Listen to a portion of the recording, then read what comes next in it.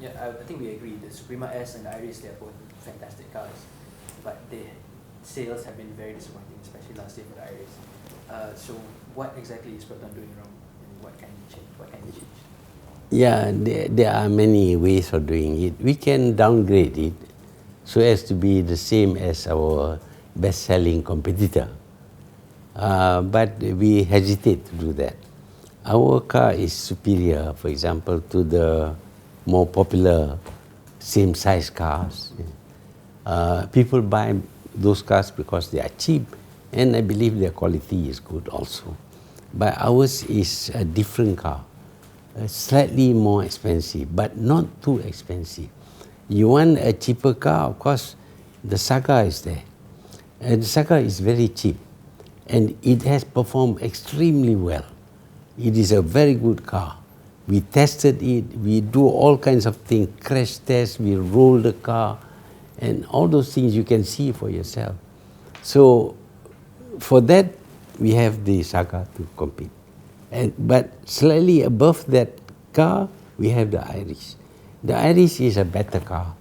I mean, the steering, for example, is electric. Very, very light steering. For ladies to drive, they feel very comfortable.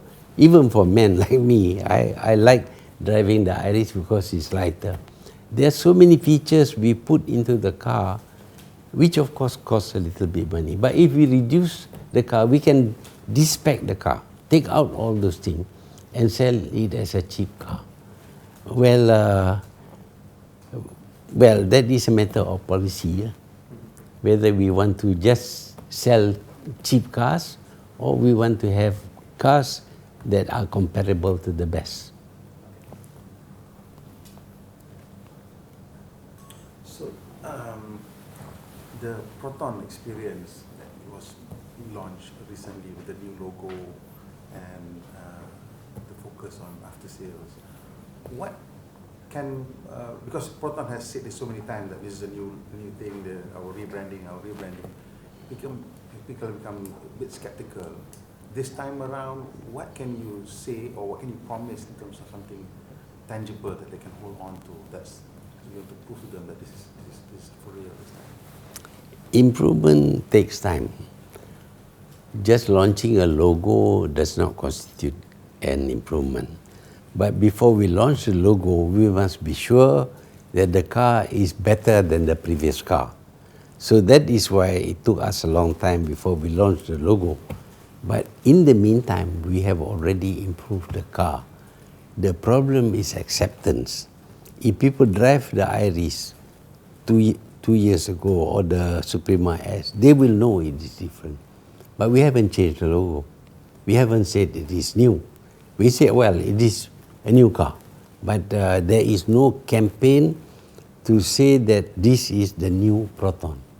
But when we reach a stage where the car is actually better than the previous car, then we can call it a new Proton.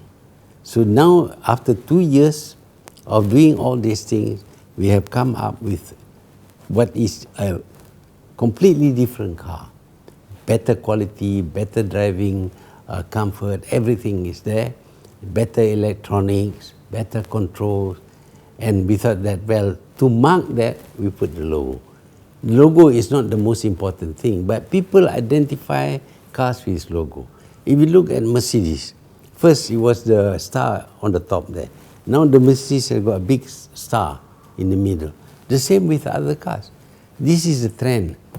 But when they put the new version of their logo, they have already been working for a long time to improve their car.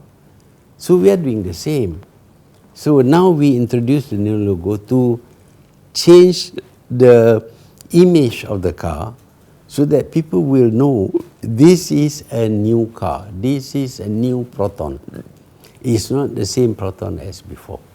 So we hope that people will try. Drive it, find it. We are asking you to prove it to yourself. I always say the proof of the pudding is in the eating. If you don't drive, you don't eat, you don't know. You see? So drive it. If you say that it is no good, tell us why it is no good. But we have done a lot of things to improve the car, you know. And sometimes we overdo things. Like that day they introduced the Android system and people don't know how to use. So now we have taken that out. We put in 6 airbags where others put in only 2. So is it necessary to have 6 airbags? I mean, the car is as safe as any. We have many features for safety, which other cars don't have. And we have many additional features which are better, which are found only in more expensive cars. So this is a new Proton. It's not just the old Proton changed shape. It's not just a shape. It's not just a logo. It is the quality of the car. When you mentioned that Proton has done so much into improving its products, of course it doesn't reflect in the public perception in the sales. So that being said, I mean, will there be a shift in investment from R&D to customer relations after sales from here onwards? We are doing both. We are concerned about customer relation. But as I said just now, changing the character of people selling cars is not a very easy thing. Some people are rude, some people are friendly. Our senior management staff once went to a shopping complex where we had exhibited the Malaysian car, the Proton car. And there were people examining the car. The salesperson didn't need a company. They were just sitting there looking. You see? They don't go and say this is a good car or what. They just sit there. And you know what they say when they were asked? Oh, these people, they just want to see. They don't want to buy. I mean, how can you assume people don't want to buy? You see, that is the mindset of some of our salespeople. Now we're giving them perks, we're giving them a better bonus or whatever. To get them to change, they have to show interest in the car. They have to know exactly how the car performs. And each car has got its own character. You can't say this Saga, it has got all the features of the Suprema S. It has not. So you must learn. When you're selling the Saga, what do you point out? When you are selling the Suprema S, what do you find out? What do you tell people? You see? So our salespeople are admittedly, and there are also, of course, some people who actually they see they get better benefit. They sell other cars. And they even tell people, no, you buy this, you go and buy that car. I mean, that is not easy to control because somebody offered them better incentive, so they give to others. Speaking of sales, Proton has said that they are planning to sell 150,000 cars this year compared to just 100,000 last year. That's a 50% increase. How confident are you that can meet this target? Well, targets must be very high because then you can aim high. If you aim at a low target, obviously you are going to. We have at one time sold 220,000 cars a year, but that was during that period. But since then, because of before Korean cars did not come to Malaysia, now Korean cars come in, Chinese cars come in. So the market is being divided up. And the foreign cars are taking up. Even against Pro-Dua, they have increased. Of course, altogether you put, now they are 52%. Pro-Dua and Proton only 48%, of which only 17% is Proton. You see, so that is the market character in Malaysia now.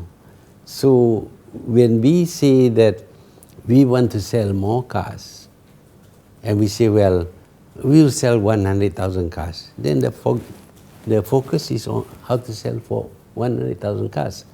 But if you say we want to sell 150,000 cars, effort must be made to achieve. In any business, you have to fix a target. If you don't fix the target, you just wait. If people come, okay. They don't come, okay. Then you make no effort to increase your sale. So that is why the target is fixed at 150. Hopefully, we'll achieve 150 or 140 or 130. But if we fix the target at 100, then we'll sell 100 or even less. Looking at the current market, has there been any genuine concern about Proton being overtaken by non-national car companies, especially the ones from Japan who are doing very well? Today, all cars source things from